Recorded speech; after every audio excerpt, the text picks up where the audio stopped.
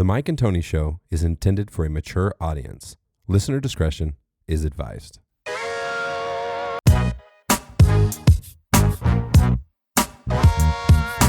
I just literally say whatever the fuck I want. This is Jordan Huey. I'm a singer-songwriter. Just kidding. And you're fucking with the Mike and Tony Show. Or take 202. Either way. It's 217. Episode, yeah, there you go. Very smooth. Episode 217. We're in the new digs. We'll spare all the drama. We'll just keep it moving. How was your week, Pierce? It was busy. Busy AF. Was in the office today, like I was telling you guys before. Office days are always just like the longest days ever, man. Because I gotta drive all the way downtown. I gotta get a parking spot, and then walk to my building. Go all the way up to the 22nd floor. Work. How many days you go in the office? Just once a month. You shut your mouth. I thought you were going to say once a week at least. Everyone driving to work every day hates you right now. Just so you know. We got an awesome guest this week. You want to introduce our guest? Yes, this is Kendrick Kennedy. He is one of the owners at 212 Performance Gym, and himself too, a very strong athlete as well. Thank you. Yeah, I had to drive to the office today, like I do 6 days a week. 6 days a week. But I only live 2 minutes away from there. So Yeah. You'll see me in the summertime taking my e-scooter to the gym. It's hilarious. You know?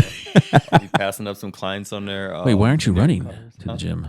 Say what? Why aren't you running to the gym? You know, like I got to save some of that energy for those long training days. So, I got to save some of that energy. That's why. Yeah. Keep that mic right in front of you if you could. Yeah. There you go. Oh, listen to that voice. These guys Hello. naturally made for radio. Yeah. You can hear it. So, being an owner of a gym, what got you interested in the first place? You know, I don't think there was a time in my life where it was like, I would definitely want to be a gym owner one day. But I think the story goes back to kind of what got me into fitness. And I'm going to try to make it as smooth and short as possible. We got all night. Yeah. Awesome. Hour and a half. All right. But when I first went to college, I went to college for business. Did my 2 years at JUCO and at NJC Sterling, Colorado. Yep. 2 years business. I'm German, so I have family roots in Germany. Oh, wow. And after those 2 years, I wanted to go to a German university and study and continue my business education. I lived in Germany for quite some years before that, before I moved back to the United States. So I moved back to Germany, wanted to get into university out there, didn't get in. Went back to my local basketball club that I played with, wanted to play basketball. Tore my ACL before the season started. Oh. And the president of the basketball club approached me and asked if I wanted to become a coach for Little League basketball. And I was like, yeah, I would be interested in that. And that kind of sparked the interest of working with athletes. And that kind of put me back in my research mode, sports performance, training, and I came across UNC, University of Northern Colorado, and their exercise program that they offered. So, fast forward, moved back to the United States 2 years later after living in Germany, working out there as a waiter, like really, just looking forward to this moment of being back in the United States. Went back to school there. My roommate in college, he was big into lifting, started going to the gym with him all the time. And then my second roommate, he was actually a trainer, and he got me interested in personal training. So after graduating, I went into the training business, started at 24 Hour Fitness, and that's where my career was at the time in 2013. So after graduating, I became a trainer at 24 Hour Fitness and met some awesome people, learned a lot from these people, and was there for about 5 years. And, after 5 years of being there and continuing to educate myself and getting smarter, it was time for me to do my own thing. And that's, I got in contact with Tyler. They've already had their business, him and two other owners. And I slid in there as a trainer, contracted trainer first. A year later, I was able to buy out one of the trainers out of his shares. Wow. And became an owner in 2019.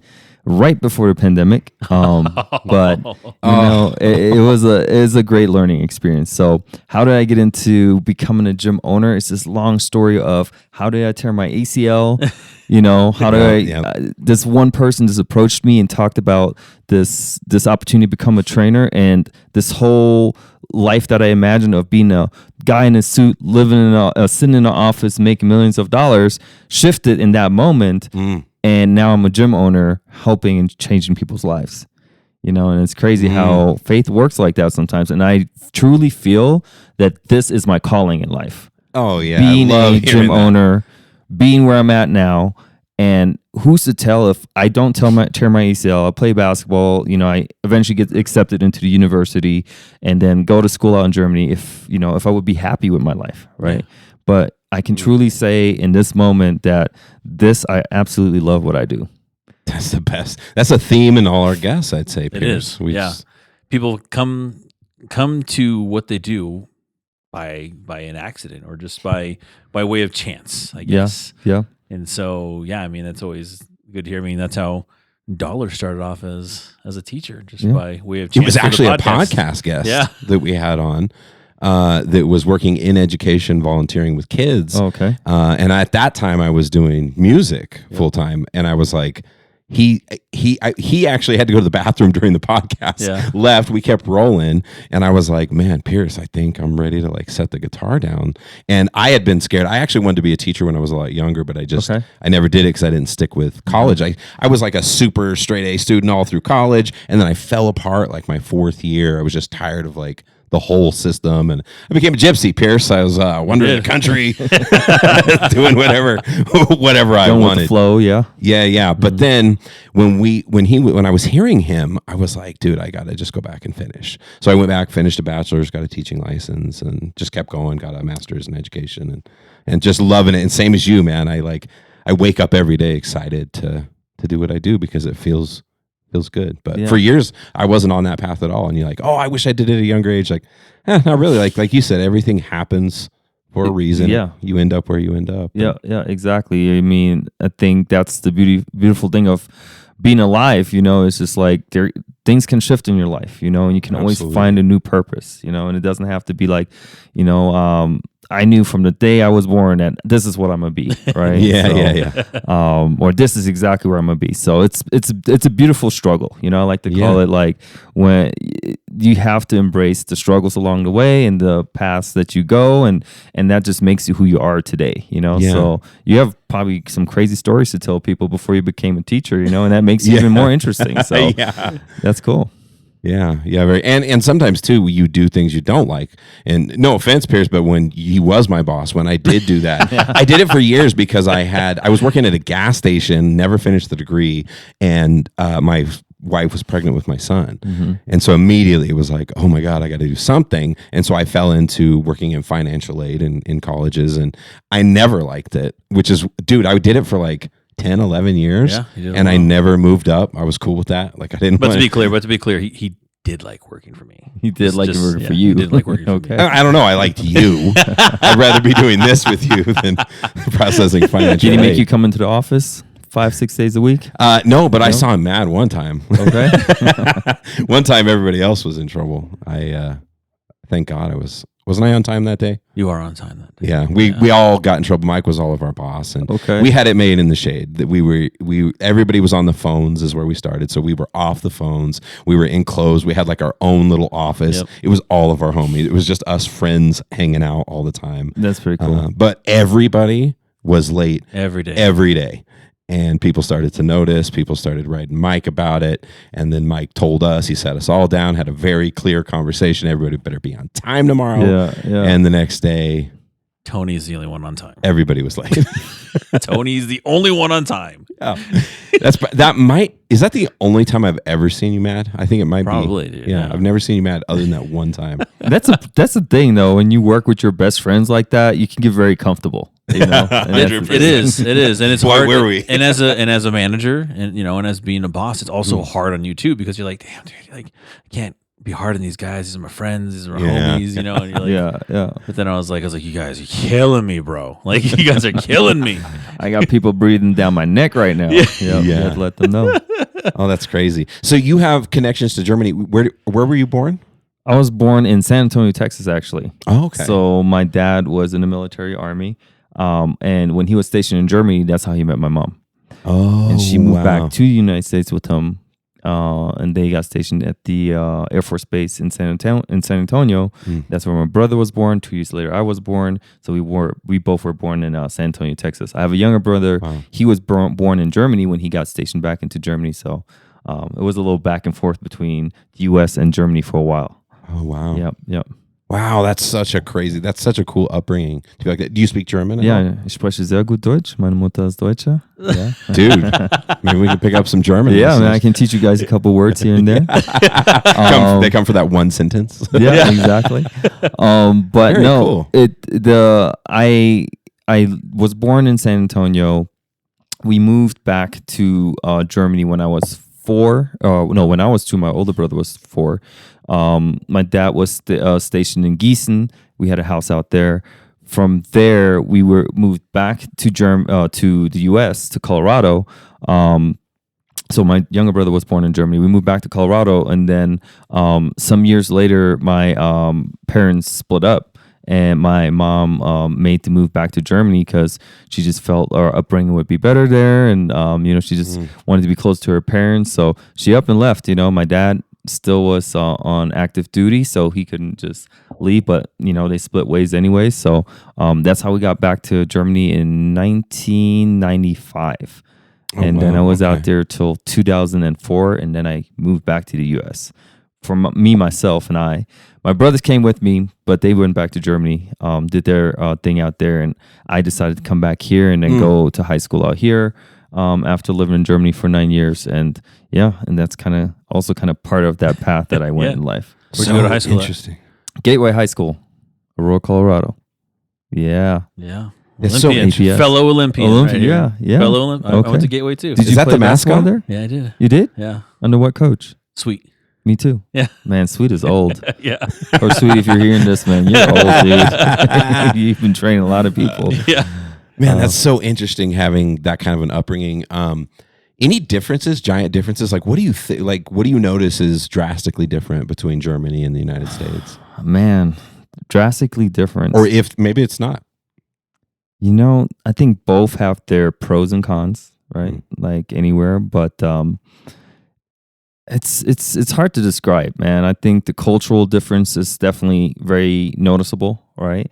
In Germany, people are very just like plain faced, like, very just stoic. Yeah, they come off rude a little bit, and if you live in Colorado for quite some time, everyone in Colorado is, I think, everyone here seems to be friendly. Yeah, I would think so too. Yeah. Yeah, I mean, I've never been to New York, but I hear that there's big differences. The difference is it's a fast life out there. Okay. It's a faster life, and so like people don't have time for hanging out and chit chatting with you. Okay, yeah. But in Germany, it's not a fast life, but people still sometimes are just like, man, they don't even smile at you, or they stare. The German stare is a thing, and what's funny, my fiance tells me that all the time. We'll be out to dinner and we're eating, and I'm just like, all of a sudden I catch myself like just staring at some other people at the table and just like looking at them. I'm like, she says, stop staring. I'm like, what? I wasn't staring.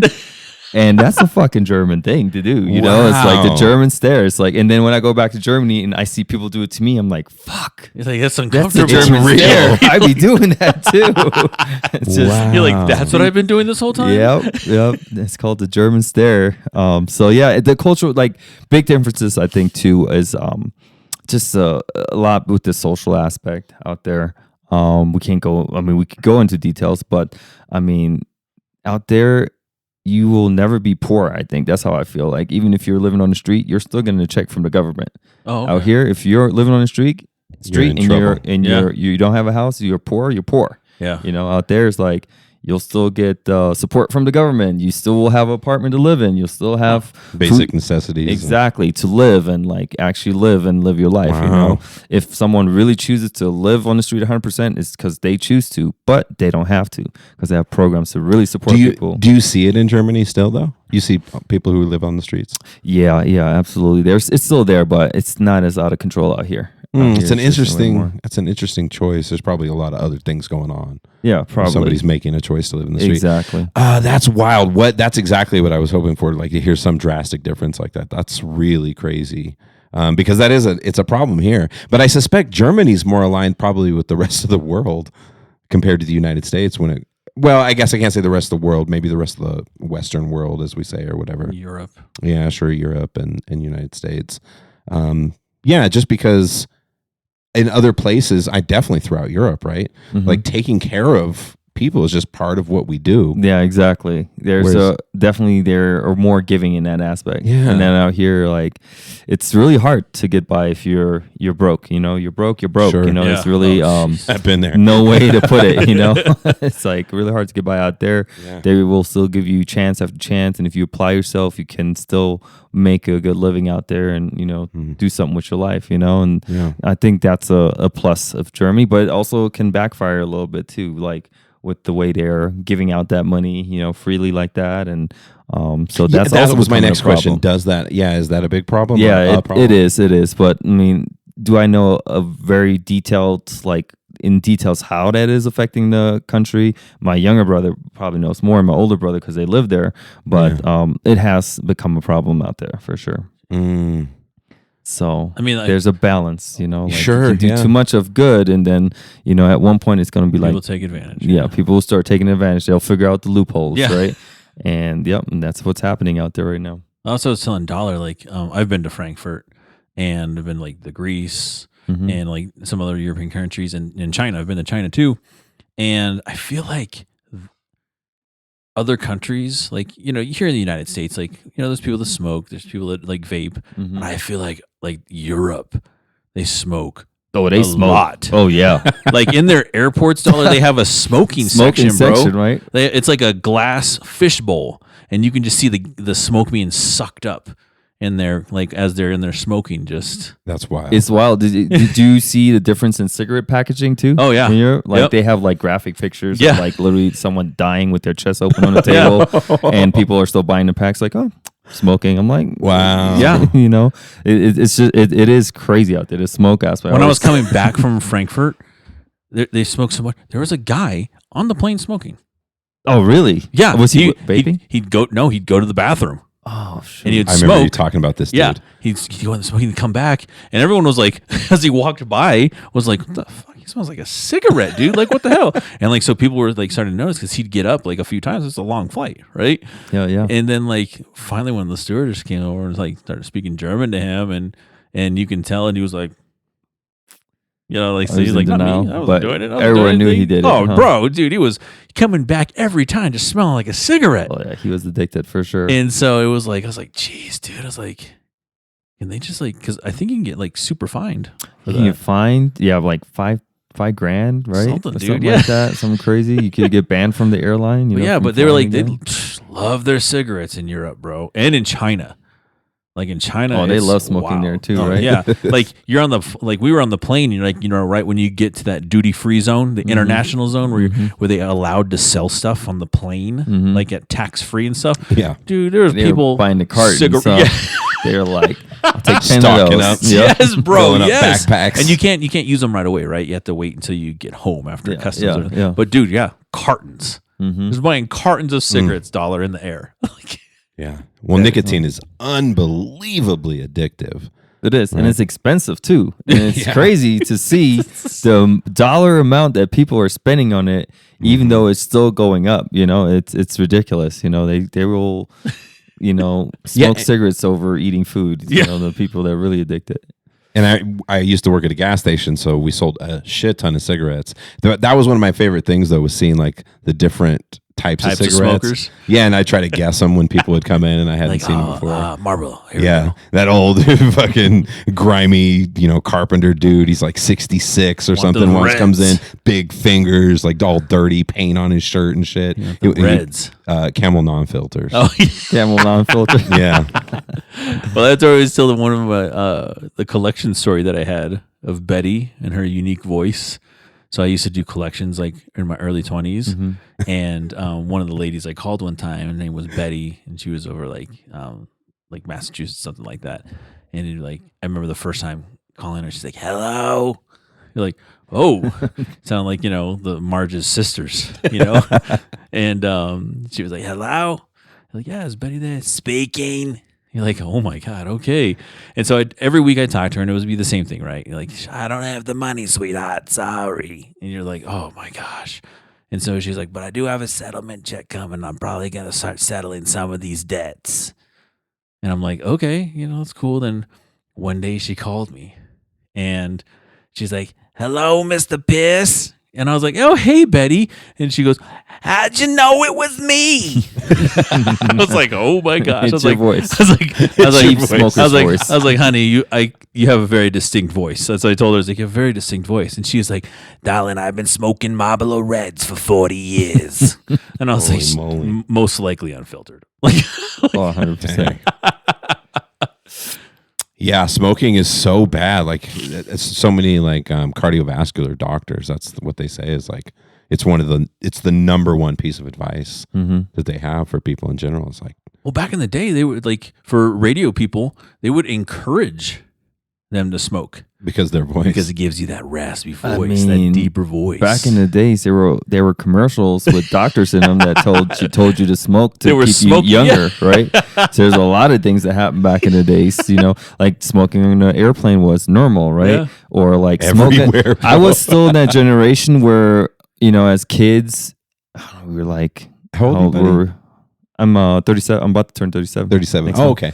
But when we were like kids, my mom would take us to McDonald's. They still were smoking inside the restaurants. Was that actually a thing out in the U.S. too? Smoking in restaurants? Oh, yeah. So you could be eating your steak and the table next to you would like light up a cigarette. Dude, yeah, bro. Right? Way recent, even here in Colorado. Like, remember bars and stuff for sure. Well, it's been years since then. No, but I'm saying when I used to play music, I mean, I come home from shows just reeking. Yeah. Because everybody smoked. Everyone was smoking. It was inside, right? And now you can't imagine being in a restaurant or even a bar and someone just line up a cigarette next to you smoking, or they open up a door and you get that whiff of smoke and you're like, oh, yeah, exactly. Right? So when I go to Vegas every once in a while, we actually choose to stay in a non-smoking hotel. Me and my fiance, there's a non-smoking hotel. But when you walk through the other hotels where people are still smoking and gambling, I'm like, I walked through there one time, I smell like a cigarette coming straight out. I hate it. I absolutely hate it. Like, I'm not a smoker. I don't smoke cigarettes, but like the cigarette smoke definitely is one smoke that. So that's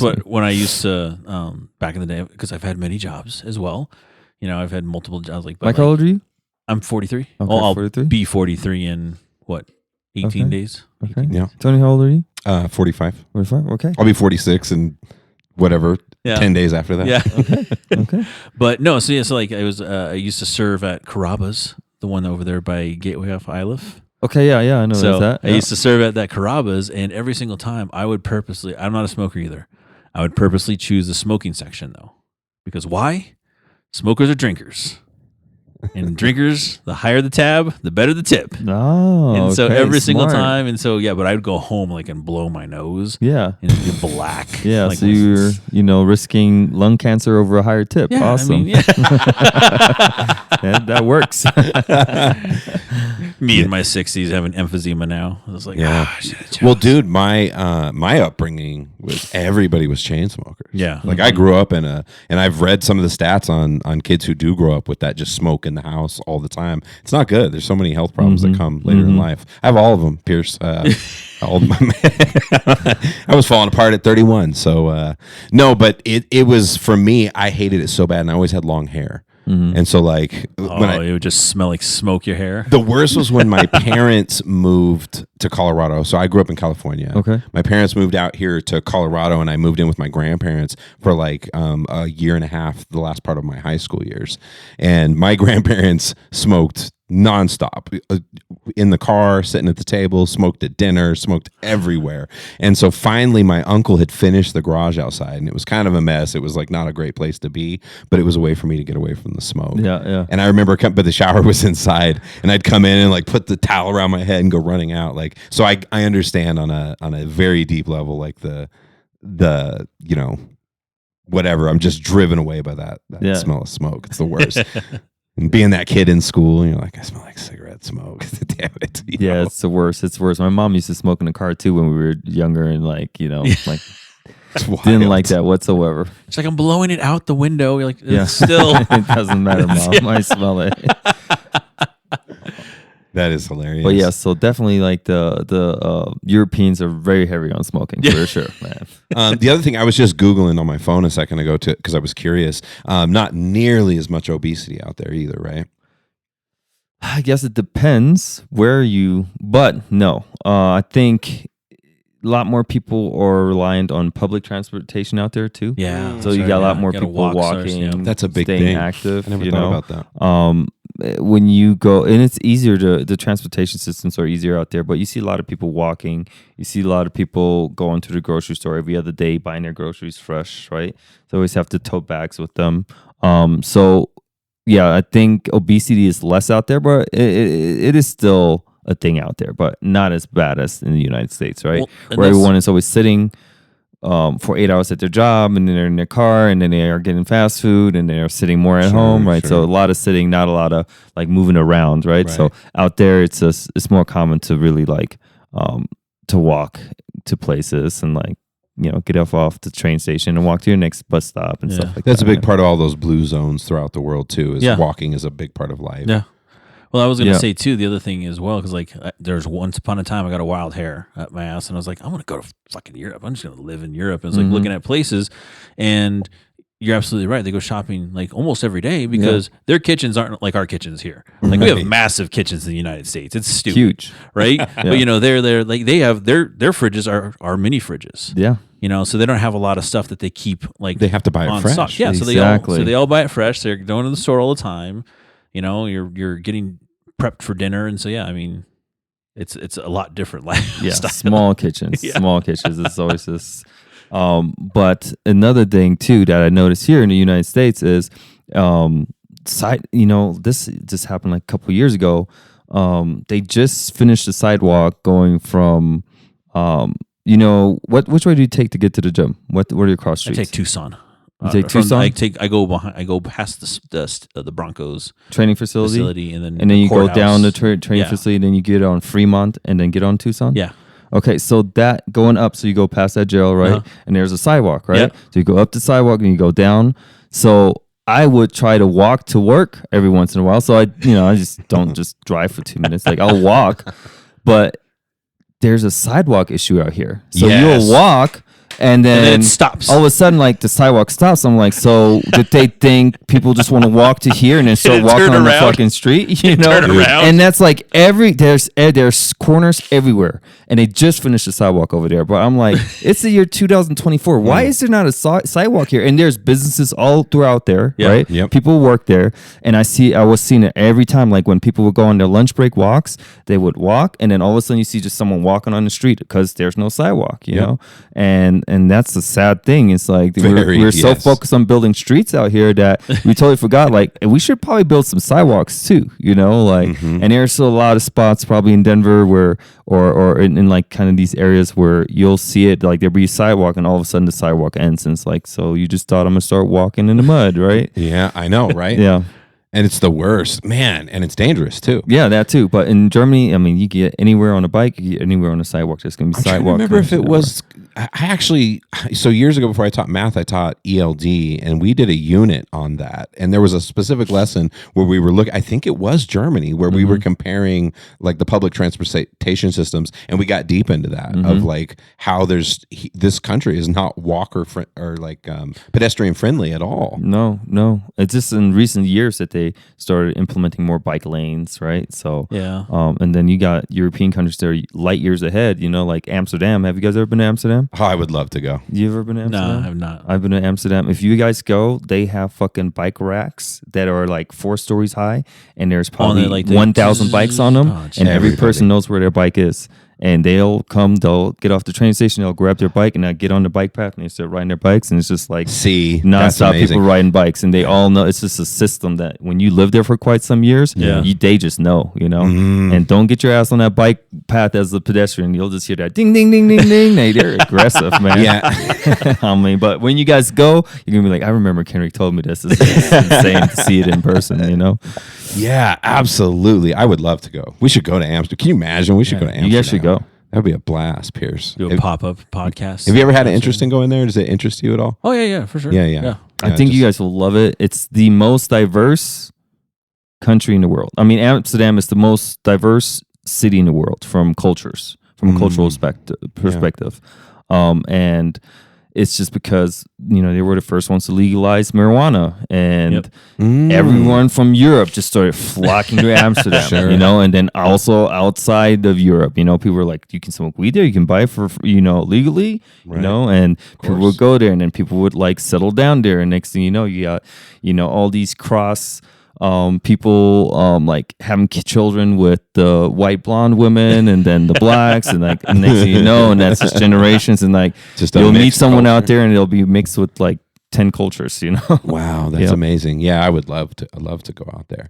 Man, I'm still stuck. I'm just thinking that combination of the public transportation, like being able to have that, bike lanes, riding your bike, walking regularly, having a small refrigerator, keep having to buy your vegetables, and stuff like that fresh.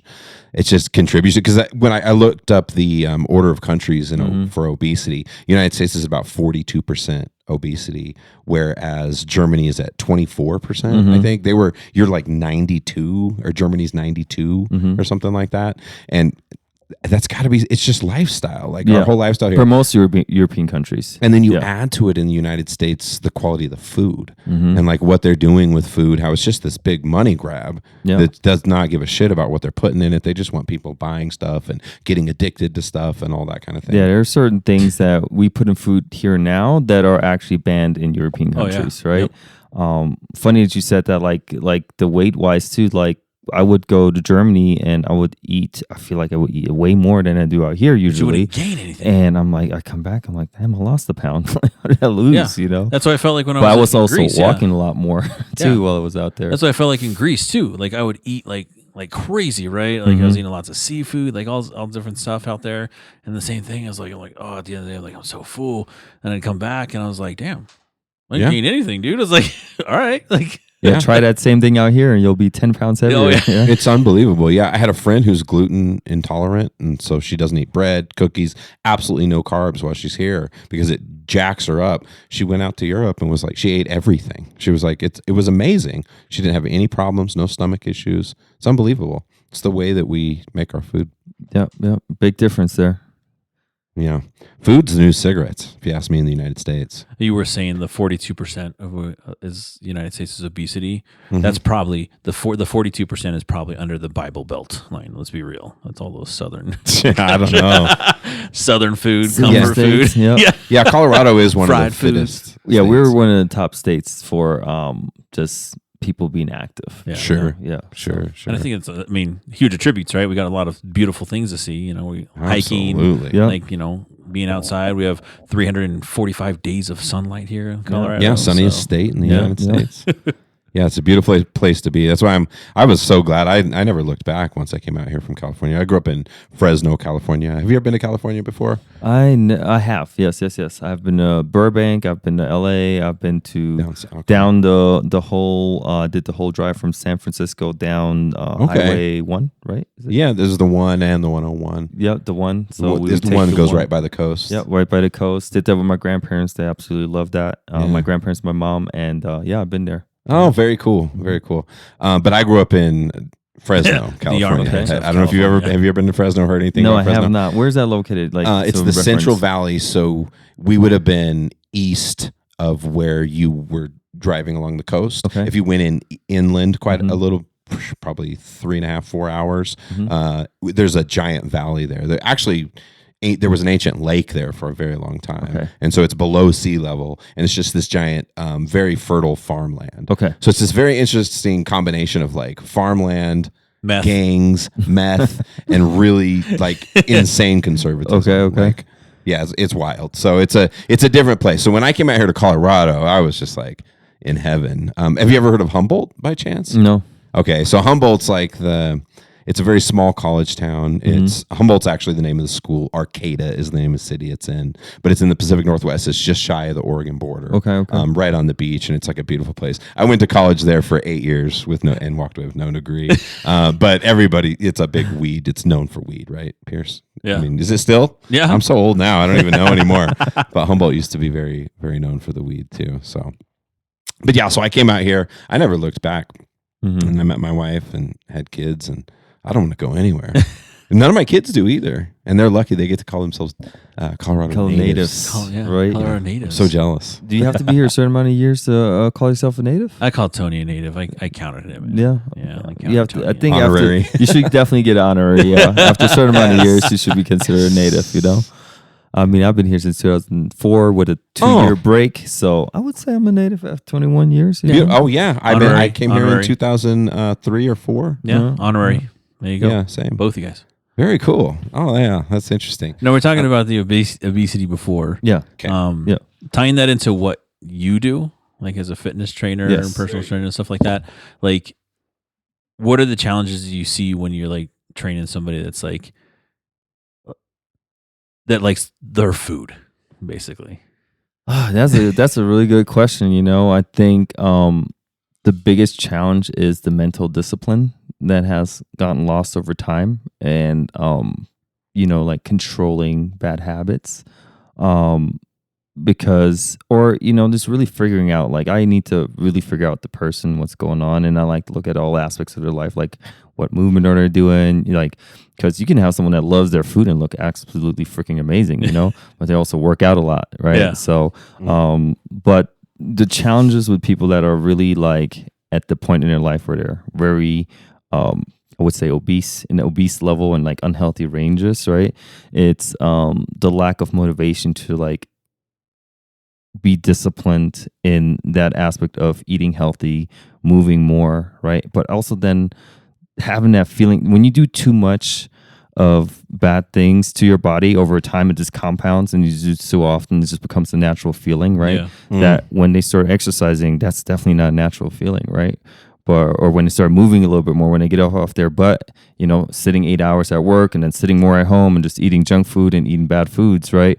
That's just what their body's used to, right? But then have to switch that in their head and find that mental discipline to like, okay, I need to do more of the good stuff, and that also has to like accumulate over time, Yeah. right? That's something I need to teach these people. Again, it's like, look, you've been like this for how many years? And, you know, like, I've been doing this for the last 8 years. And, you know, that's why I'm like, okay, so, well, let's try.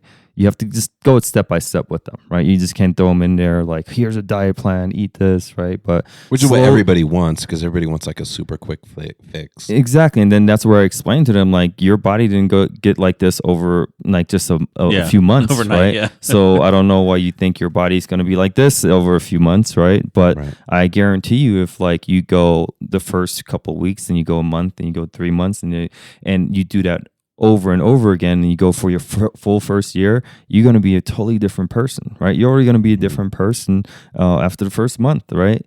Just drinking more water, taking more soda out your diet. Yeah, it spreads to other parts of your life. You just exactly, and you know, it's like, and every person is different. Everyone thinks different. I can't just think one recipe will like change everyone's mindset that is obese, right? Like, I have to approach every situation differently and really learn about the person, and communicate with them in a way that they understand it, and motivate them in a way that they understand it, to kind of find that inner discipline to become a better version of themselves, right? Yeah. So I think that lack of discipline is something that they lose over the years of just doing too much of that stuff that they thought it was normal, but it's not normal for the body, right? It's not normal for the body to eat 5,000 calories a day, go to McDonald's 2 times a day, and finish off with a big old shake. You know, like, that's not normal. Wrong shake. right, That's but you a do it wrong long shake. enough, and it feels normal. Yeah, exactly. You adapt to it. Exactly. And then, as shitty as you feel, like when you're really healthy and then you go to McDonald's or something like that,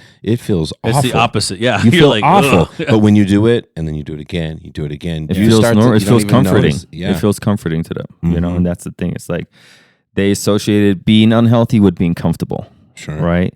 But when I take them to the Manitou Incline to go climb some stairs with me, they will feel real quick that they're not, they're comfortable, but they're not healthy and they're not in a good position, right? Yeah. And then if you look at the stats, like their life expectancy goes down, they need to understand all of that, right? Sure. So it's funny because I've met people that were in really, really bad shape, but they cared about their cars more than they did their actual bodies, right? And I try to put it in perspective, like, you have this nice car, you know, that you just bought and it costs $100,000. But if you put anything else but premium fuel in there, right, your engine will break down Are you going to do that? No, that car is expensive. I'm like, well, your body is a premium car. Think of it that way.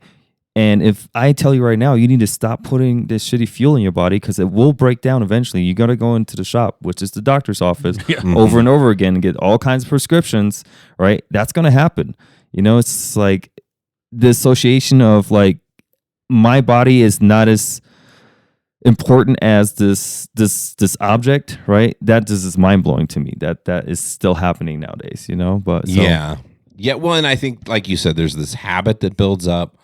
And like I was telling you before, particularly in America, because of how much stuff they put in it to make sure you get addicted to food, I feel like it becomes like this coping mechanism, just like anything else can.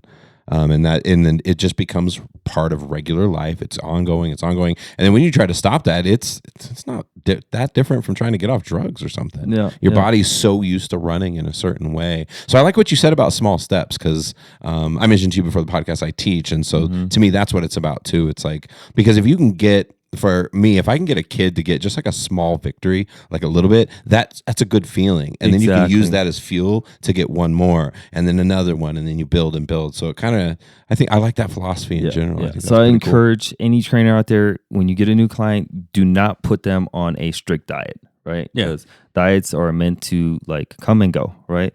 But instead teach them, like, see what they're currently doing and start making changes to that. Change right? one or two things. Two things at a time. Look, we're going to replace pop with more water, right? Yeah. We're going to take, enjoy the fast foods that you still, but let's replace one of those meals with one of these, right? And then slowly build healthier habits again, right? And then give these victories to them like a week over week, right? Because that's what happens when people make that transition. Sometimes they become like the craziest fitness nut you've ever met, I've seen that happen with people. Yes. I had clients, they came to me for help and they started become their own fitness business and have their own fitness business now. Dope. So it's pretty cool to see that. Yeah, that's dope.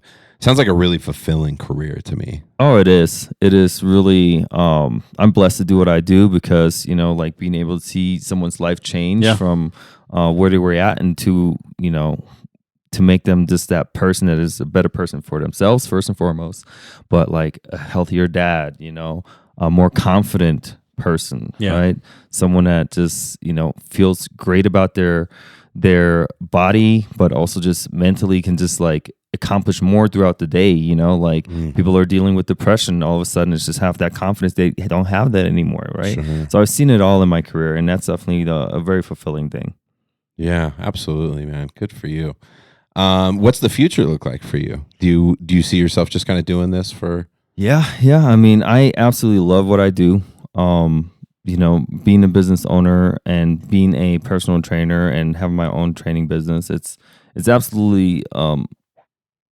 I love what I do with such a passion that I don't think I could ever stop. Even if I get to the point where like I don't have to work anymore, I always tell myself that I think I'm gonna still have some clients that I want to go see on a weekly basis and train. Oh God, and be in it, and maybe take on a new client here and there. I'll have my diehard clients that I'll be like this for the rest of my life. Until they, ever want to leave. But I know I have some lifers, right? Thank you for being with me all these years.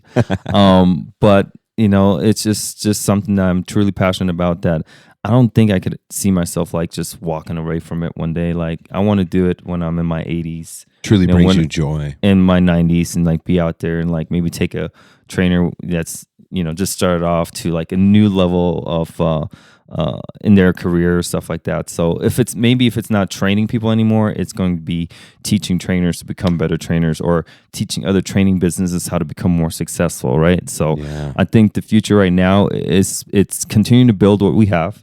We're planning on expanding here in this year and getting bigger, and drive more members in and more clients for all the trainers to train.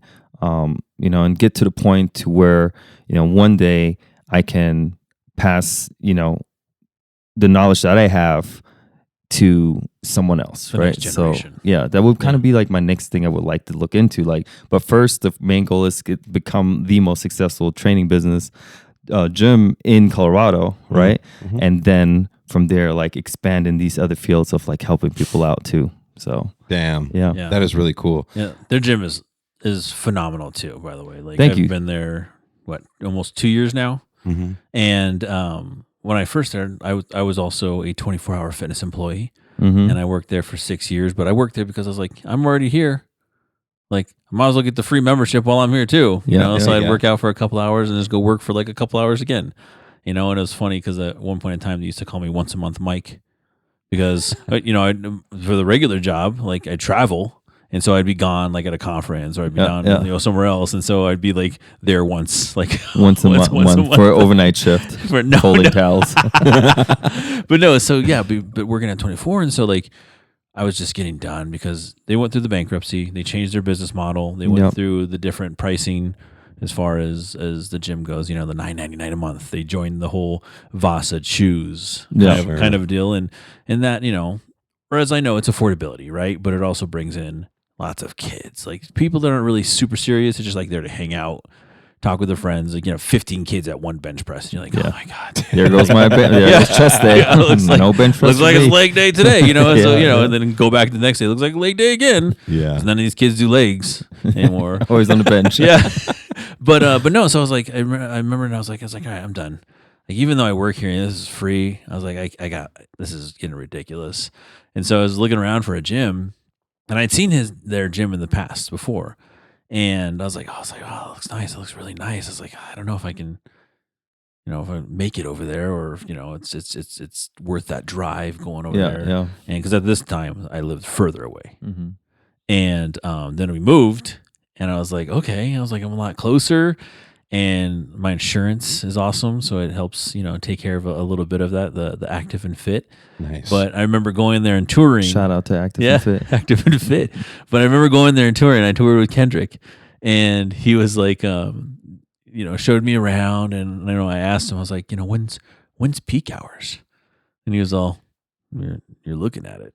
And I was like, oh my God. Very mellow. Sign me up. Sign me up. I think I told that too. I was like, this is awesome. And he was like, when do you usually work out? I was like, it depends. I was like, I usually like to work out at night. So I was like, you know, I come to work out 8 to 10. And he's like, if you hear 8 to 10, you can be the only person. And I was like, what? Well, that has changed, though. It has changed a lot. The crowd has gotten a little busier, right? But still very mellow. But very mellow. Yeah. But like 8 o'clock at 24, you still have 15 people on the bench. Oh, it's easy. Yeah. But no, but still, like now, the gym definitely has grown within the 2 years that I've been there now. But before, like when I was first there, like you were saying, like you're probably gonna be the only person here if it's 10 o'clock at night. And there was a few times where I was like, look at this place, y'all. I was gonna say, I've seen your Instagram stories. Like, it's just me, you know. It's just me. Yep, I've seen those too. I was like, I love it. You know, I'm just here doing my own thing. Yep. Not gonna be doing no maxes today because it's just me. Next thing I'm checking the security camera, and you're just like laid up under the bench. Yep, he did. But no, the gym, it's amazing. It's clean. They have everything. They even have a recovery part. And I believe that you are also a part of the recovery part, correct? Yes, I'm a massage therapist as well. Yes. What? Yeah. So I do massage therapy every once in a while, still over there. Not as much as I used to, but I still have some clients that I treat, and then every once in a while I'll take on new. But mostly I pass them on to our other massage therapists there, Sage or Vanessa, if they're looking for a client. But yeah. So they also do acupuncture there too, don't they? Yeah, acupuncture, cupping therapy. Wow. We have a whole recovery side. Yep. Fun fact, once upon a time, I was a massage therapist too. Oh, nice. I actually went to school for that and started, and then just realized I just didn't. Where'd you go to school for? Back then, it was a place called Parks College. Okay. They've changed names, and then they got bought out by somebody else, so I don't even know what it is anymore. Okay. But Interesting. Yeah. But nice. but you know, so like I was saying, continuing with the gym is nice. They have a sauna. They have an infrared sauna, which I love. Yeah. Which we're trying to upgrade to Sisu sauna. Okay. The ones with the hot rocks. Yeah. For water. And then they also have some cold plunges, $1. You cold have plungers. cold plunges at the gym? They have those big barrels. We have the ice barrels, so not the self-cooling ones, but I guarantee you go out there right now, you can. Right? Right? Oh yeah, for sure. I got one in the backyard. We plan on getting the self-cooling ones. Yeah. So that's the next step. Well, they're Also coming an down in investment. price now. You know, before like, you know, last with a couple of years, like, you know, it's only Joe Rogan can afford, you know. Yeah, there's more. I think there's more competition out there. Yeah. So the prices of everyone has to compete with each other, right? Exactly. And the technology that one person has is like they're getting the same technology from same manufacturer. They're just putting it in a different package, right? Yeah. And they're giving it a little bit more affordable. But yeah. So we're gonna have those cold plunges, the self cleaning ones. Those are gonna be coming soon too. Yeah, me and Dollar have the regular, regular cold plunges that we do. Do you have a sauna too? No, I wish. I wish I You did. this contrast therapy. I mean, you have a big backyard, I assume, right? No, it's actually not. It's surprising. Well, it's a patio. Square footage, it's big, square but it yard, like wraps around. It's like this super narrow L shape. Okay. But no, yeah, maybe I don't know. I've thought about that. There's ones you can do inside. I know JD used to do the. He had a couple of different options. There's the sweat ones that you can do. Like, yeah. Those like they're basically converted ice tents that they put like the little sauna unit in. Yeah, and it does the same thing too, but it's a wet sauna, not a dry sauna. No, I am a giant fan of cold plunge, and I love Colorado in the winter. It's so nice because it just stays freezing. But it can be a challenge in the summer because we have the same kind, right? Yeah. We just the amount of ice you have to buy to cool it down, or Well, it not per dip. It's not bad, but I try. You know, you want to do it 3 or 4, probably at least 4 times a week. Yeah. Depending on how many minutes you do, because 11 minutes, I guess, is what most of the science so far shows. Yeah. But yeah, during the summer it gets really warm. But I have an ice maker, and then especially I'm a teacher, so during the summer I'm off, and I'll just make ice around the clock. And I bought these like on Amazon, these like ice bags, and I just fill them up and put them in the freezer outside, and then just dump a bunch in there. Okay. Because buying it is crazy. Yeah. Like if you did that 4 times a week, and it's like you broke. It's like $4 a bag. it adds up. Yeah, absolutely. No, but the I like the cold plunge in the wintertime because you just leave that bad boy outside and like take a sledgehammer in there. And there's that one video that I have on my Insta that was like just hung out for 12 minutes in there, and it was like which is insane. 33.3 degrees. That is cold. Just hung out for 12 minutes. 12 minutes. You're Wim Hof, buddy. What are you doing over there? Came out, I'm all red. Yeah, and it's funny how your body adjusts to it. Like when you do it regularly, it becomes not a big deal. And then if you mess up and you take too long off, and then when you get back in there that first time, it's like you're starting from scratch. You're just like, oh, your body goes in survival mode. Yeah. So how I adapted to it, like, you know, we've talked about it before. Fell in Love with the Girl by the White Stripes is exactly 2 minutes long. I remember this. It's exactly a 2-minute long song. Okay. And so what I used to do to, like, when I first started cold plunging, I was like, okay, I'll listen to this song. And it's like exactly when it starts, I'll jump in, and when it's done, I'll jump out, right? And then I got to it, I was like, all right. I was like, I can do another. I bet I can do another song. So you'd sit in there like and let it go 2 songs. Then I got to 3 songs. Then I got 4 songs eventually. Then it was like up to the point where it was like, I got to find a new song because listening to Fell in Love with a Girl 6 times in a row. But so are you still doing them regularly, regular right now? Yeah. Yeah. Okay. I definitely have to get back into it, guys. I haven't done them in a while, but I will. Yeah. You know, you know what I have to confess? What I've gotten lazy with is that I don't remember. I used to always do my head. Well, you don't do your head though. A lot of people don't. But for me, it feels so different if when I first get in, I just dunk my head completely and get wet and then sit there and chill. And if it's super cold, I'll grab a beanie and put it on afterward. But like, it doesn't feel the same when I just get in and sit there and like go up to here or something, you know? I don't know what it is. Like you have to fully commit in order to make it work. Yeah. Yeah. And it's extra shocking, you know, because I think that mammalian whatever kicks in, like that instinct you have when you drop into super cold water like that. It's extra strong when my face goes in there too. And the mood, like the boost in your mood afterward is incredible. Yeah, it feels amazing. Absolutely. The benefits of the cold therapy are definitely, I think everyone should take advantage of that if they can. Oh, yeah. Yeah. I used to live my life perpetually sore. But like when you do cold plunging, it's like, it's ridiculous. Like it's like instant. Like I will like do a heavy ass leg day. And then like 2 days later, jumping into that cold plunge, you're just like, whoosh, just gone. It's the only reason I'm still playing basketball. Yeah.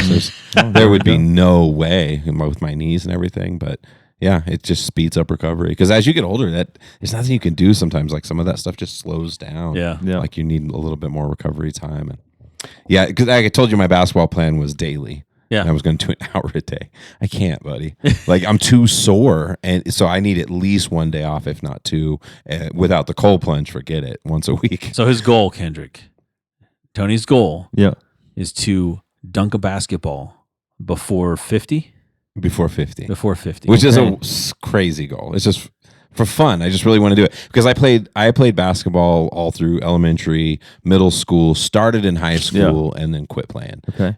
But I've always loved basketball, and so recently, just to change it up, I just wanted to like start playing again, and I just fell in love again. And so I was just like shooting around, and I'm not like in a league playing or anything like that. I'm just trying to get cardio exercise in and playing basketball, and I've always wanted to dunk, and I never could when I was younger, but I never really worked on it. I never intentionally put effort into it. And so I'm doing that. I've been doing that for a little while now. By 50, bro, I'm going to. That would make for some good social media content. You know, you just record that journey. Yeah, I should. I should. My goal to dunking at age 50, never could dunk before, you know. I think that would be super dope. That would be dope. Start putting that on my Insta. Yeah. Jumping, whiffing the net. Yep. Showing your jump. Yeah. This is how I started, you know. How did I go from this to this, you know?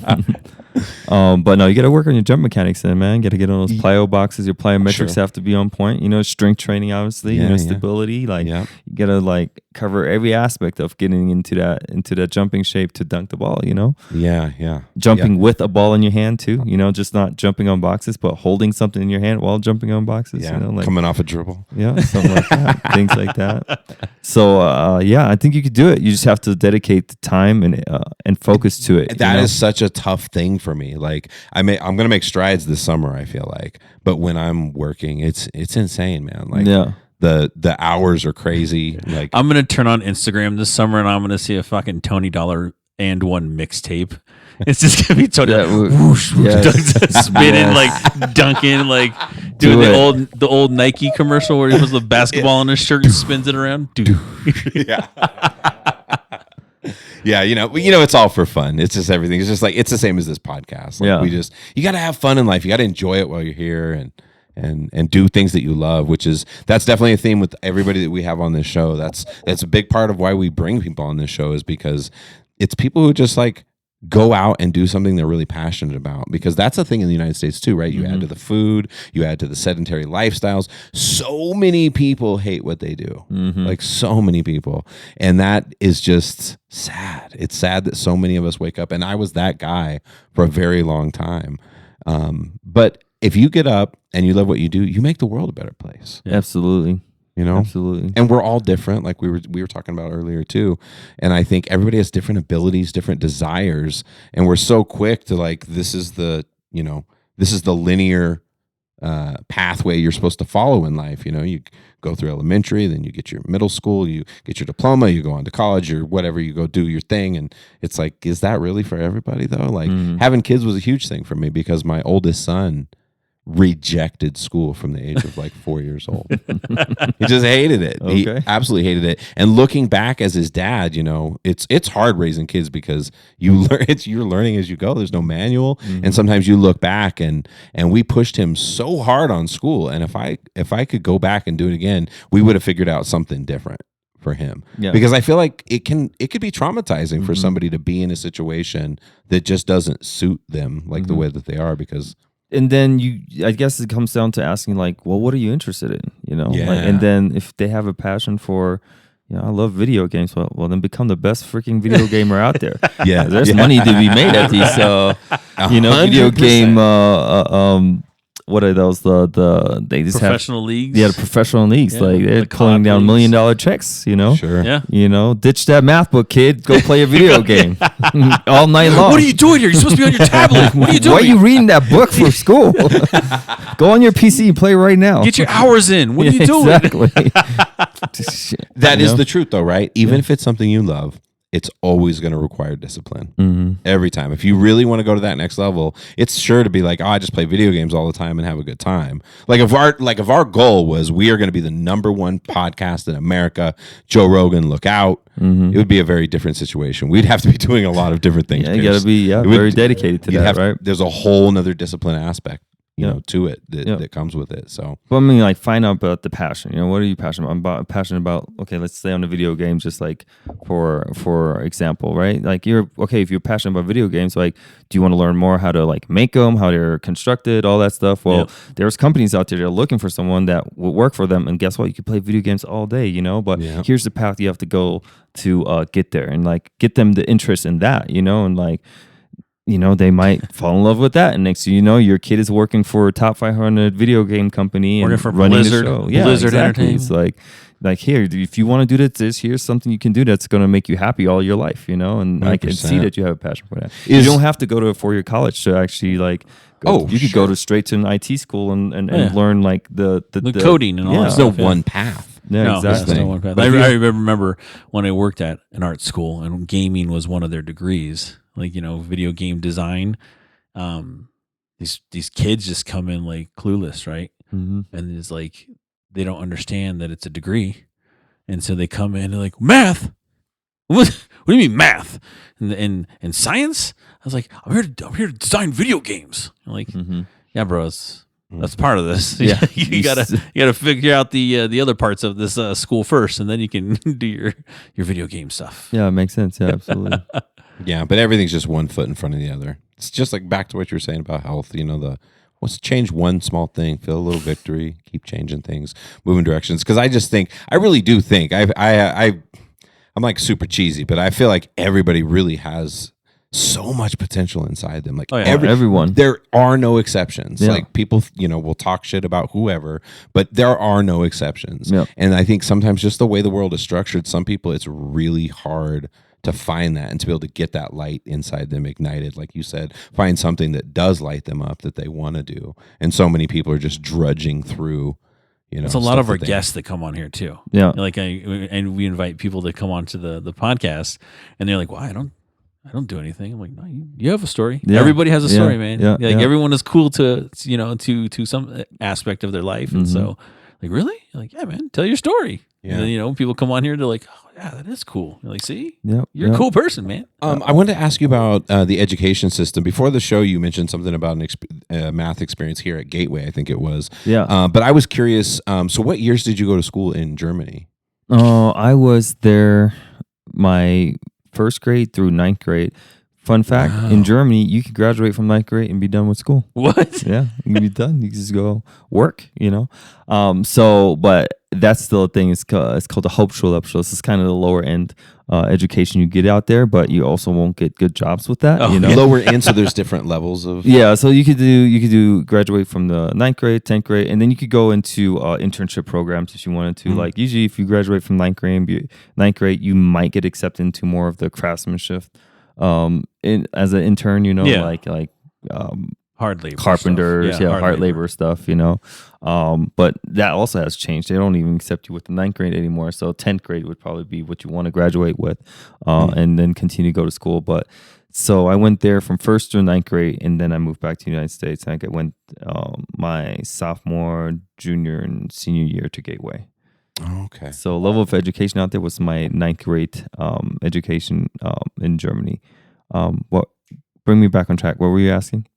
No, that was pretty much it. Was any difference? No, I was maybe going there, but I was curious just what years, first of all, that you had lived, that went to school in Germany versus here. Yeah. And I was kind of wondering if there was much difference, because that's one of the things I think education here for sure needs is more, like we're talking about, more choices for kids and like more pathways to be able to, we spend more work as educators understanding our kids and knowing which way this kid should go and which way that kid should go. Yeah. I was wondering if it's any more like that in Germany or it's kind of similar to here.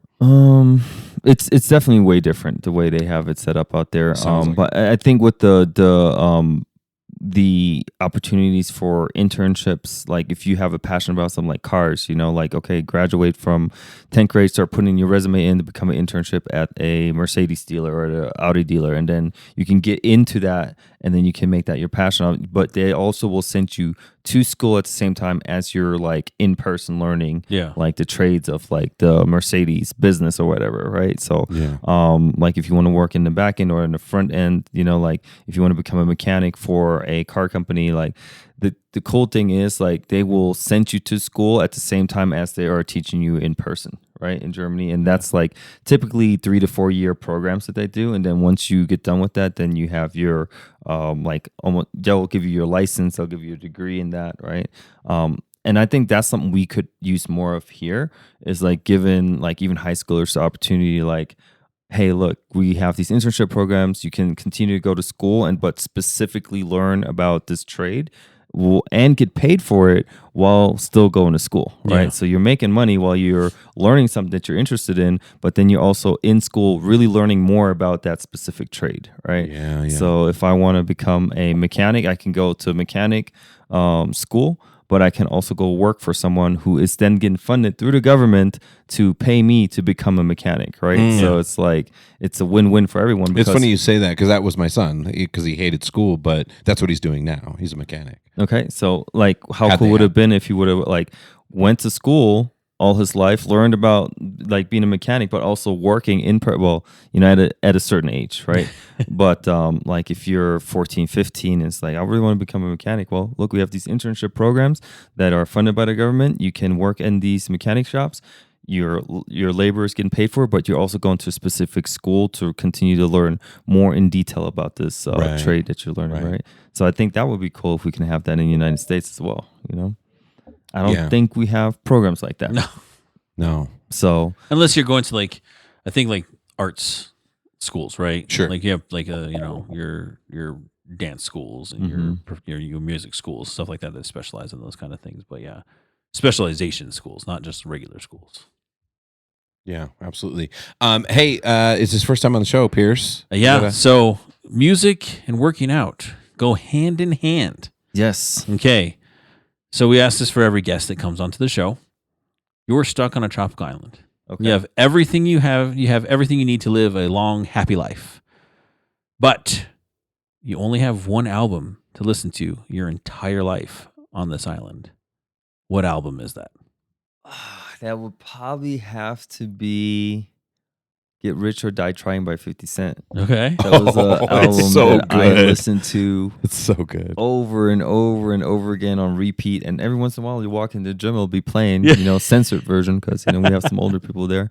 But it's an album that I truly enjoy. It brings me back to a really fun time in my A life. simpler life. Yeah, and it's just something that I could just relate to, in like it's just in all aspects of my life. I love that album, Okay. like so. No, that would be the album. That was dope. That was a pretty fast response. That was a good fast response. Yeah. Yeah, that's up there. That's probably in the top 3 or 4 quickness. People get so stumped on that question. No, But that was very fast. yeah, it's just something that I can put on and listen to the whole album and just rap along every song and just like it just brings me joy to listen to it. Yeah. Are you a musician at all? You ever do music or sing or rap or anything like that? No, never. Okay. I have a really, really good friend. He's into the music industry and the rapping, and he's really good. I have to introduce you guys to him. Oh yeah, that'd be a blast. Mhm. Yeah, sounds like an interesting person already. Oh yeah, very interesting person. You'll learn a lot from him. He's really cool dude. It's rare to find people doing rap that don't want to do rap. Yeah.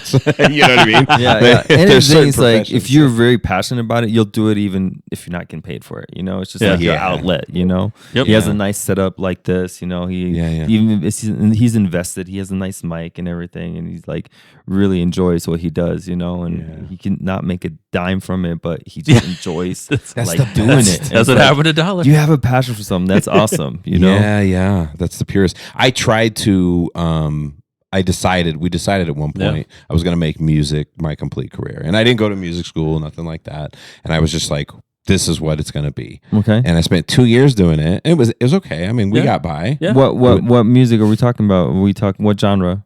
So I would say, what do you say, Mike? It's like Jack Johnson's. Yeah, he's like an Sublime acoustic, Okay. like reggae rockish kind of a guy. Yeah. Songwriter. I've always been Songwriter, writing yeah. songs. Okay. That's like Singer-songwriter. My favorite thing. My favorite thing to do. But that's the point. That's my favorite thing to do. I love writing music. I actually had a lot of fun doing some licensing things. But over time, that's what it became. It was licensing, teaching people music. Like there was every little thing I could do just to scrape the bottom. There's no insurance. There's no nothing like that happening. And it quickly just took everything, all the love out of it for me. And pretty soon it was becoming like systematic, and I just really didn't enjoy it. And I actually at first just went back to financial aid. Yeah. I was like, I gotta go back to something I know. I can't do this, because I was working 150 hours a week, and just like it was unbelievable. Just busy all the time, and trying to get gigs, everything like that. yeah, because trying to find traction any way that I could. But all that took it out. And then when I decided I was going to change directions, went into education instead, found a passion in that. Now music's funner than ever, and songs are just always flowing. Whereas before I'd sit down and be like, I gotta come up with something. Like I'd sit and write every day, and most days would be shit, and then some days you'd have something and go, oh, this is good. But now it feels like when I do sit down, it's so pent up. I'm doing other things all the time, and there's no pressure to have to do it. No one even has to ever hear the song, but I've got everything to sit down and record it and enjoy the shit out of it. So it is interesting. Like everybody's got a different path, and for your buddy, I hope that's what it is for him. And I think most of the time it is. You know, when somebody's a rapper, that's what I mean. It's like it's rare to be like, yeah, I really wanted to be a garbage man, but his rapping career just fell into rap. Fell on me. No, I'll definitely introduce you. His name is Claygo. He goes by the name Claygo. Clayton Goggins is his name. All right. And he made Shout out. his rapper name, Claygo. Clayton Goggins. Oh, it's really good, really good friend of mine. I've known him since Gateway High School. Okay. We played basketball together, like one of my best friends. We, definitely, he's an interesting guy. Yeah. So I got to ask, you guys recently put a poll out for like, what kind of gym equipment would you like to see at the gym? What was the funniest request? The funniest request? I gotta know. Let's see. Do you put a request in too, huh? Yeah. We got so many. I'm like, there was no funny requests really, Okay. We what was we an already have outrageous? to shake weight. What was you do shake weight? Just for shits and giggles, It's right by the free weights in the back. Yeah, just by the like punching bag. collecting dust, just in case someone wants to mess around, strengthen those arms. I'm gonna do the GHD machine one day and just go like that. Yeah, okay. And people are like, damn, what kind of workout is that? I don't know. I wouldn't say there's no funny requests, What about an outrageous request then? There's no outrageous requests. I mean, everybody was. Someone wasn't like, I want reasonable a. Someone wasn't like, I want a 50-foot climbing wall. No, Make it happen. We didn't have that. Just basic like the equipment. No crazy outrageous requests, to be honest with you. I will say that I did ask for a deadlift platform, and then I think Tyler was like, why? He's like, why do you need a deadlift platform? I'm like, deadlift off the rubber mats. You're right. You're right, Tyler. Sorry. I just thought it'd be nice to have. Yeah, this is Tyler Holt. Space. Tyler Holt we're talking about. Tyler Holt. So that's my business partner since 2019. Yep. Oh, there's a fun story I can tell you guys about us too when we were going through the pandemic. But we got a lot of glute machine, the glute bridge machine. Yep. Everybody wants that. Everyone wants to build a butt nowadays. So I think that's a good one. We need to get that. So it's already in our cart. So I think the more booty machines, the bigger we can grow that gym. I'm like, damn, that's where it's at. Those booties. The bigger the booties, the more guys. We're gonna start advertising in, right? like we are the booty gym. Okay, so you want a butt? We have all the booty machines here. So one of my favorite post that you did on social media had me dying one day because it was Christmas Eve, and you were like, you're like, come to the gym. The gym's open 24 hours a day, 7 days a week. He's like, come on, Jesus' birthday. Come on, your mama's birthday. Your mama birthday, Jesus' birthday. We're open. When everyone is closing during Christmas, we're open. Like if you want to come, it's 24/7 access as a member. Yeah, that had me rolling. I was like, oh my god. Yeah, we haven't closed in years. I'll tell you that, man. And now we're not planning on. It's dope. Yeah, I love hearing that. I'm curious. So for like somebody who's in a situation where they can't afford a personal trainer, they are, they're out of shape, they don't know where to start. What are like some just everyday tips that you would give? Like, what can your average person just do to just be like, start moving themselves in the right direction without jumping all in and having a trainer? And it comes back to like finding just like that. The discipline, even in the simplest way, right? So I had, and the best example is like I'll have family members or good friends reach out like, hey, write me a training program, can you hook me up with something? Like I'm trying to get in good shape, and they're not in good shape. Yeah. So I just tell them like, well, how about, what do you do right now? Are you currently walking every day? No, I'm not walking. Let's start there. Yep. Go out every day, 30 minutes, and go on a walk, right? Like, where can you start? Just the simplest things. Move your body a little bit more, right? And when you do that, and then ask them, like, even another simple, drinking more water. How much water are you drinking? I'm working at the desk all day. Maybe 16 ounces. Have you ever tried drinking 100 ounces a day and do that for the next 10 days? No? All right, let's start there. So the next 10 days, I just want you walking for 30 minutes. I want you drinking 100 ounces of water. Let me know how you feel, right? If they don't get back to me, guess what? I know they didn't do it, right? And I also didn't waste my time trying to write a 13-page plan. Yeah, like crazy like that, right? But for the people that really want to get into feeling better and they don't have the means to do that, think simple. Simple meaning like, I sit for 8 hours a day. Let me change that. Let me spend about an hour a day of like, even if it's 2 30-minute segments, and go for a walk, right? I don't drink enough water. I should just drink more water, right? Just drink more water and just walk a little bit more. And guess what? You're going to feel like a different person. I guarantee you that. But just be disciplined enough to do it for day after day after day after day, right? And then when you accomplish that small goal, well, now let's talk about like adding some bodyweight squats in, like 3 sets of 10 bodyweight squats, start working on some push-ups, like some simple things that you could do at home, and then start putting that in your routine, right? And next thing you know, you're doing this whole routine and you're creating this healthy habit of like that you haven't had in years, and you're feeling better, right? So think simple when for someone who wants to get active again, can't afford a trainer, think of these little things that you can change that you can literally do, like better sleep, get to bed early, like turn off the TV at a certain time, right? Sleep an hour extra, things like that. These are all things that are free.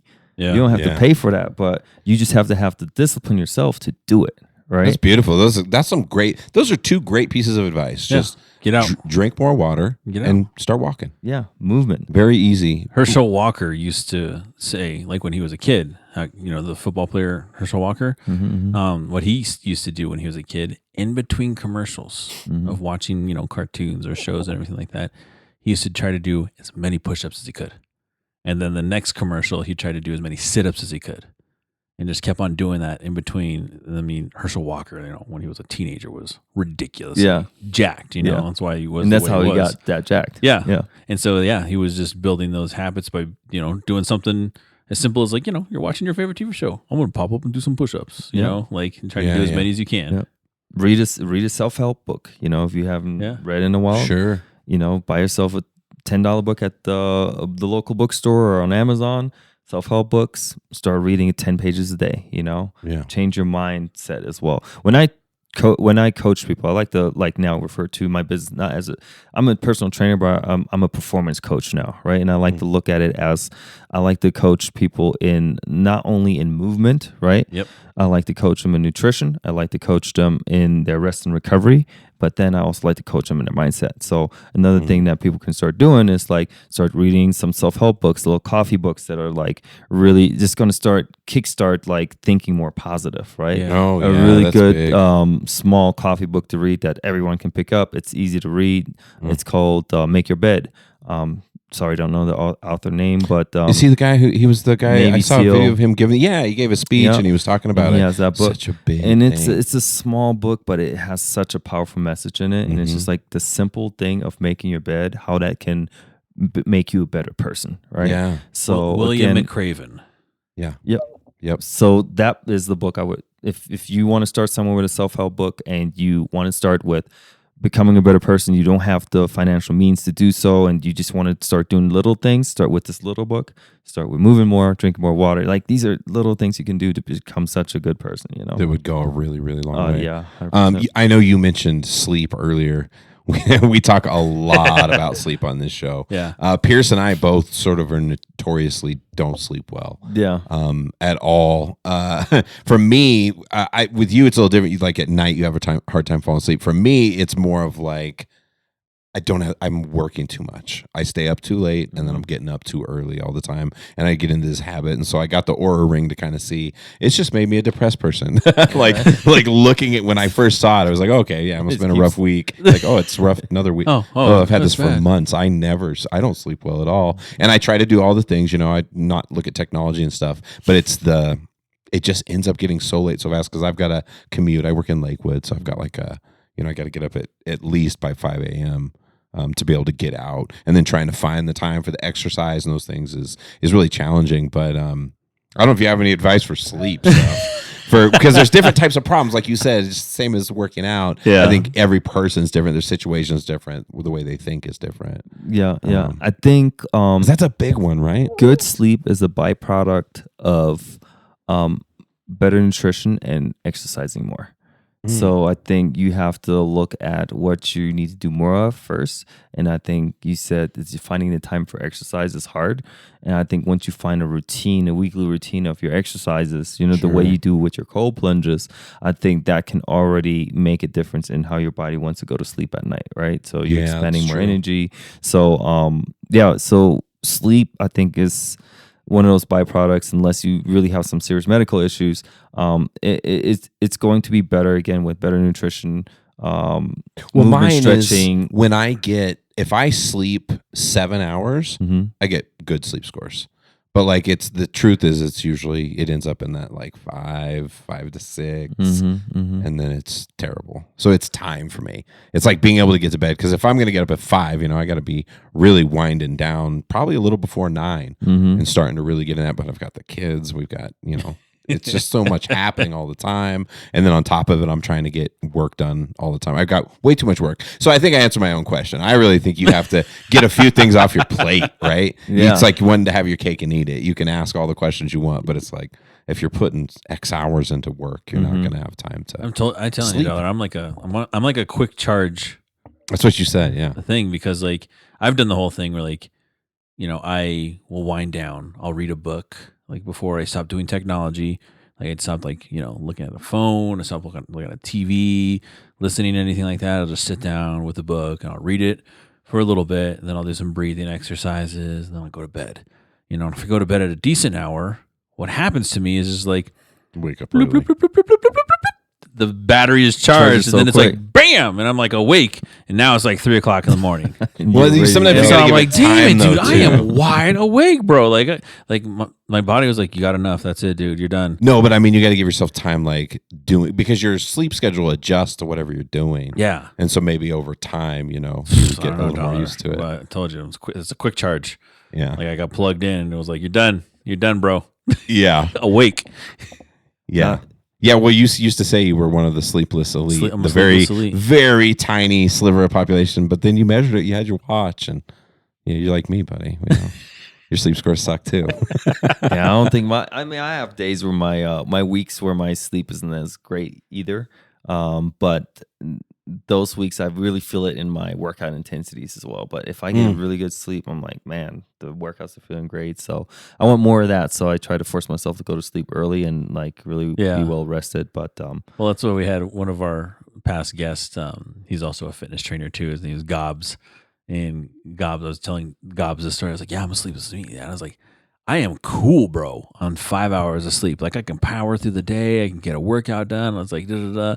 And he was like, imagine if you got 8 hours of sleep. How cool you would be. How awesome you would be. Yeah, even and I was better. Like, damn it. Yeah. You're right. My body said, nah. Yeah.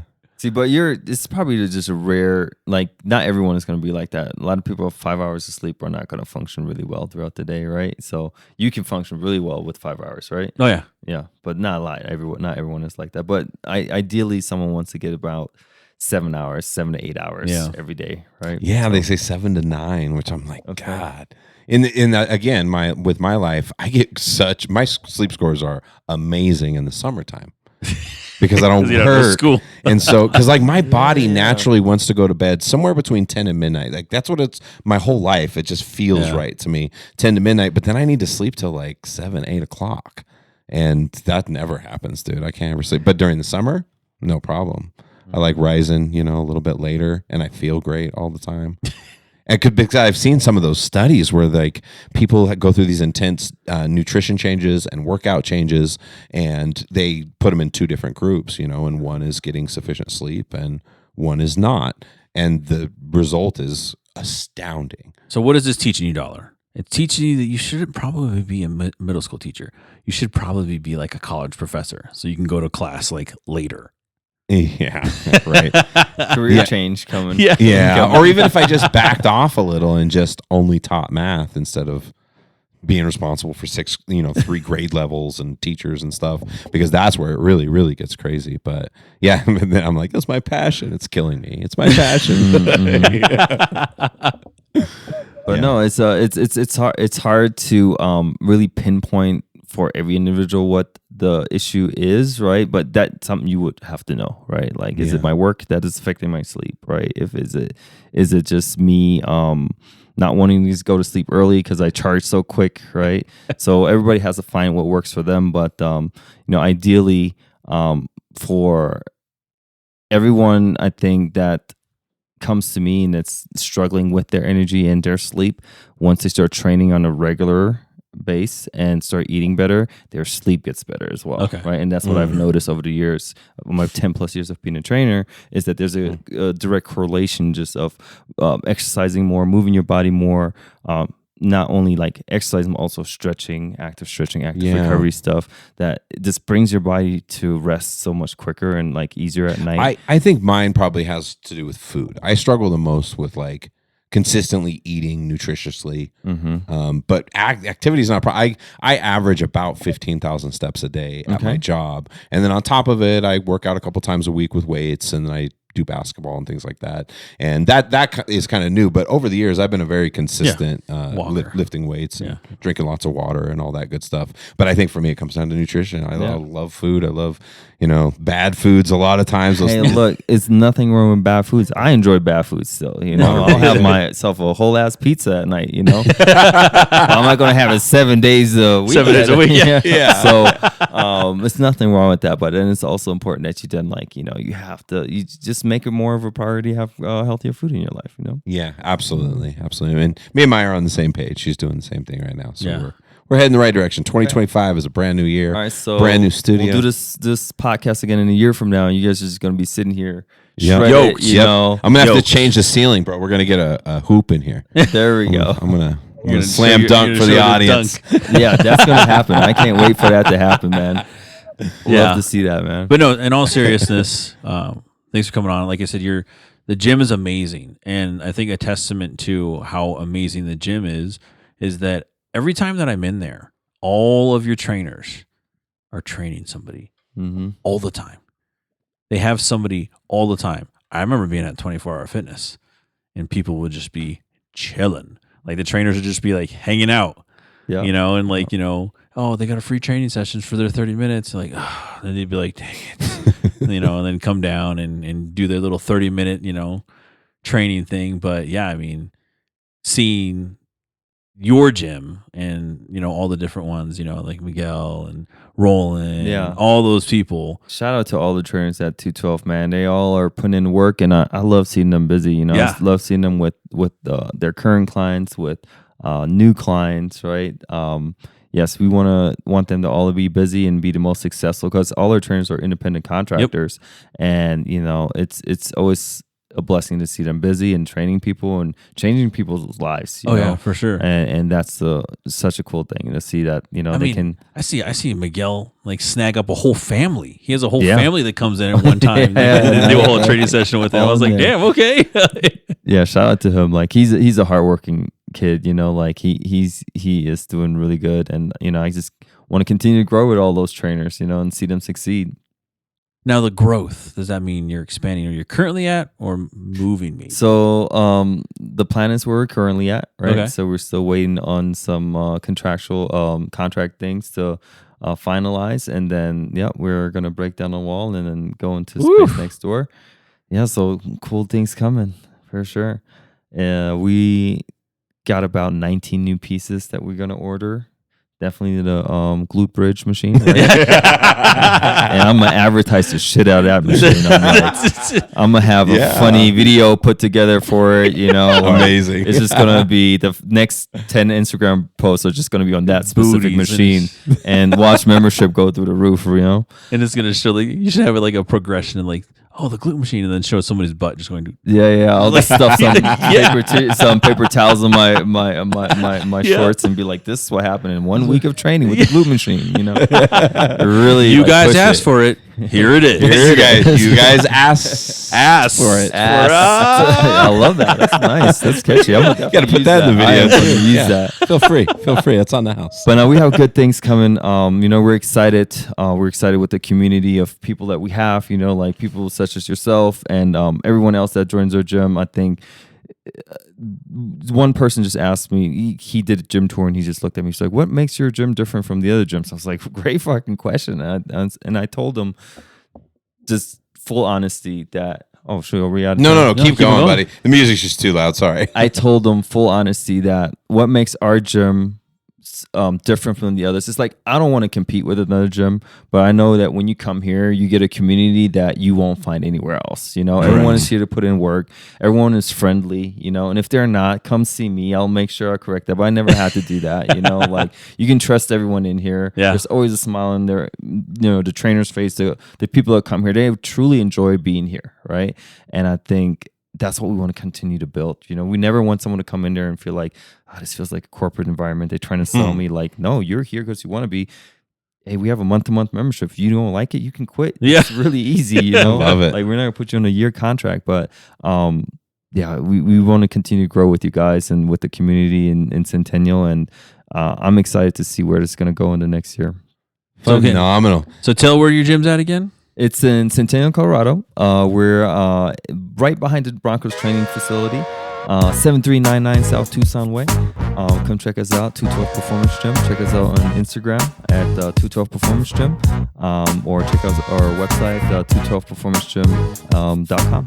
Join the community. And that's what I love about it. Community. We end in the show with community, Pierce. That's a good one, Dom. Yeah, like you meet people from all aspects of life, all like, different shapes and sizes, but just when you walk through those doors, you're one of us, man. We fucking want you to succeed. Let's go. Sir. And with that dollar, it is a wrap. Cheers. Cheers.